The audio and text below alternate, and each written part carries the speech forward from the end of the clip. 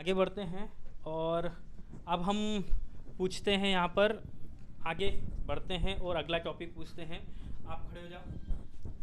क्या नाम है आपका? राधिका मालाकर। राधिका, जो हृदय होता है इसका आकार कैसा होता है? बंद मुट्ठी की तरह। बंद मुट्ठी के। इसका वजन कितना होता है? 300 ग्राम। 300 ग्राम। यस। इसका काम क्या है? ये रक्त को पंप करता है। रक्त को पंप करता है।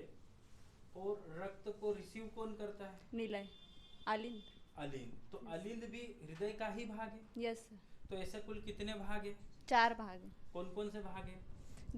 दाया नीलय, दाया नीलय, दाया अलिंद, बाया अलिंद और बाया नीलय।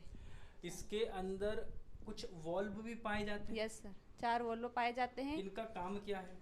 ये ब्लड को आने तो देते हैं पर वापस नहीं जाने देते हैं। ब्लड को आने देते हैं लेकिन वापस नहीं जाने देते वॉल्व को। तो जब हृदय के अंदर ब्लड आता है तो किस भाग में आता है? बाएं अलिंद में आता है। बाएं अलिंद में आता है। बाएं अलिंद से ब्लड कहाँ जाता है? बाएं नीलय में। बाएं अलिंद से जब ब्लड बाएं नीलय में जाता है वहां पर जो वॉल्व होता है उसका नाम क्या है? Bicuspid valve. और बाएं अलिंद में ब्लड कौन सी रक्त वाहिनी के माध्यम से आता है? महाशिरा के माध्यम से। महाशिरा में कौन सा रक्त होता है? शुद्ध रक्त। शुद्ध रक्त महाशिरा में होता है। सही है क्या? Yes sir. धमनी किसको बोलते हैं? सर फुसफुस शिरा से आता है शुद्ध रक्त। किससे आता है? फुसफुस शिरा। फुसफुस शिरा उस रक्त को कहाँ से लेकर आ रही है? लंग्स से। लंग्स को क्या बोलते हैं? फेफड़े। तो जब ये रक्त बाएं अलिंद में आ गया, यस सर, बाएं निलय में आ गया, यस सर, अब बाएं निलय जब इसको पंप करेगा तो ये रक्त कहाँ पर जाएगा? महाधमनी। उस महाधमनी में जाने के पहले एक वॉल्व आता है, उस वॉल्व का नाम एरोटिक वॉल्व। महाधमनी से ब्लड कहाँ जाता है? महाधमनी से ब्लड धमनी में जाता है, धमनी से छोटी धमनी में, छोटी धमनी से फिर केशिका में आता है, फिर केशिका से छोटी सीरा, सीरा फिर महाशिरा, महाशिरा से फिर वापस हार्ट। महाशिरा से जो रक्त आ रहा है वो शुद्ध है या अशुद्ध है? सर शुद्ध रक्त।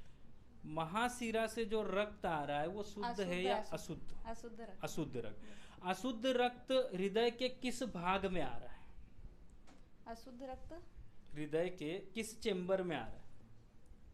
सर दाएं नीलय, दाएं अलिंद में। दाएं अलिंद में। दाएं अलिंद से जब रक्त आएगा तो हृदय के किस चेंबर में जाएगा? दाएं नीलय में। दाएं नीलय में। यहाँ पर भी एक वॉल्व होता है, उसका नाम क्या है?